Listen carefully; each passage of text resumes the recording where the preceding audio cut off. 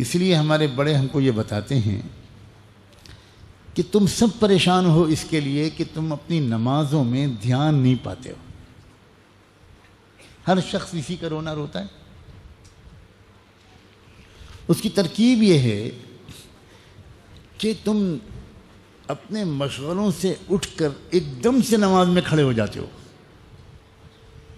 اذان کے بعد بھاگتے ہوئے آتے ہو اپنے دفتر سے, اپنی دکان سے, اور اب تو اس زمانے میں تو گویا مسجد کے دروازے تک, وضو خانے تک موبائل سے بات کرتے ہوئے آتے ہو, اور اس کے بعد ایک دم سے نماز کے لیے کھڑے ہو جاتے ہو. تو تمہارا دماغ انہی خیالوں میں کیسے الجھا نہیں رہے گا جس میں تم ابھی تک مشغول تھے. اس لیے ذرا اور تھوڑی سی اور کوشش کرو کہ نماز کے لیے کھڑے ہونے سے پہلے تھوڑا سا اللہ کا ذکر کر لیا کرو, تھوڑی دعا مانگ لیا کرو. اے اللہ, اب میں نماز کے لیے کھڑا ہونے والا ہوں. اللہ, اب میں نماز کے لیے کھڑا ہونے والی ہوں. اے اللہ, اے اللہ, اے اللہ, مجھے اچھی نماز عطا فرما. نماز میں خیالات سے مجھے بچا لے. اللہ, ایسی نماز مجھے پڑھنے کی اس وقت توفیق دے دیجئے جو آپ کو پسند آ جائے. پہلے یہ دعا مانگ لو, اس کے بعد نماز کے لیے کھڑے ہوگے. تو جن مشغلوں اور خیالات میں الجھے ہوئے آئے تھے, ان کے اور نماز کے درمیان ایک تم نے عمل کیا, تو اس عمل کا اثر تمہاری نماز کے اوپر انشاءاللہ غالب آ جائے گا.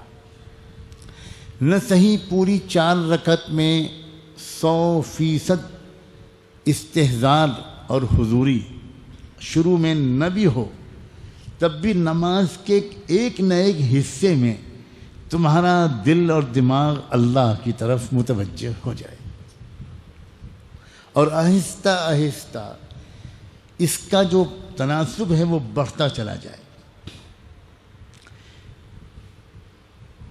اور مستقل یہ محنت کرتے رہو گے تو ایک نہ ایک دن تم کو وہ نماز بھی نصیب ہو جائے گی جس میں تم تکبیر تحریمہ سے لے کر سلام تک ایک لمحے کے لیے بھی اپنے اللہ سے غافل نہیں ہوئے ہو. اور اس نماز کے بعد تم کو پھر جو لذت ملے گی, جو چین ملے گا, تمہاری آنکھوں میں جو ٹھنڈک اترے گی, کلیجہ تمہارا جو تر ہو جائے گا, تب تم کو پتہ چلے گا کہ ارے میں لذتیں کہاں ڈھونڈ رہا تھا, میں لذتیں گناہوں میں ڈھونڈ رہا تھا, میں دل کا چین و اطمینان معصیت میں ڈھونڈ رہا تھا. دل کا چین و اطمینان تو اللہ کے قدموں پہ اپنا سر رکھ دینے میں مزہ آئے, محسوس ہو کہ میں اپنے مالک کے قدموں کا بوسہ لے رہا ہوں. کیا نصیب تھا ان اللہ والوں کا جن کی شاید ہر نماز ایسی ہوتی تھی. ہمارے ملک میں پچھلی صدی میں ایک شخصیت گزری, حضرت مولانا شاہ فضل الرحمن گنج مراد آبادی رحمۃ اللہ علیہ. ایک بار انہوں نے اپنے کسی خاص چہیتے شاگرد سے کہا کہ اللہ کا شکر ہے کہ میں جب بھی سجدے میں سر رکھتا ہوں کبھی تو ایسا محسوس ہوتا ہے کہ میں اپنے رب کے قدموں کو چوم رہا ہوں. ان لم تکن تراہ فإنہ یراک. ہمیں اور آپ کو بھی یہ کیفیت مل سکتی, کوئی دروازہ بند نہیں ہوا, لیکن جس بندے کا میں نے نام لیا اس کو ملی کیسے؟ اوہ ہو ہو.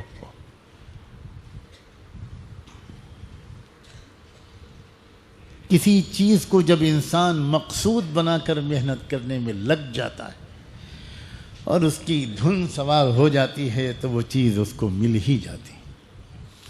اس بندے نے 30-40 سال اسی بات پر محنت کی کہ مجھے نماز وہ مل جائے جس میں میں لمحے بھر کے لیے بھی اللہ سے غافل نہ ہوں۔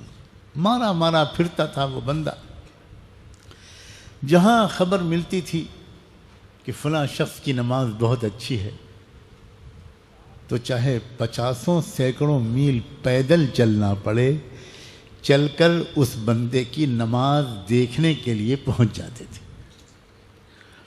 اس کو نماز پڑھتا ہوا دیکھتے تھے اور اس کے بعد پھر خود ویسی ہی نماز پڑھنے کی کوشش کرتے تھے اور اللہ کی خوشامد کرتے تھے کہ اللہ میں اتنی دور یہاں جو آیا ہوں، آپ تو دیکھ رہے ہیں کہ اپنی نماز کو بہتر بنانے کے لیے آیا ہوں، اور تو مجھے کچھ مقصود نہیں، میری نماز اچھی کر دیجئے۔ تو کیا اللہ اتنا بے رحم ہے کہ اتنے سچی طلب والے کو نماز نہیں دے گا؟ نماز کی لذت اور حقیقت سچی طلب کے بغیر نہیں ملا کرتی، اور ایک بار نماز مل جائے تو اللہ سے تعلق مضبوط ہو جاتا ہے۔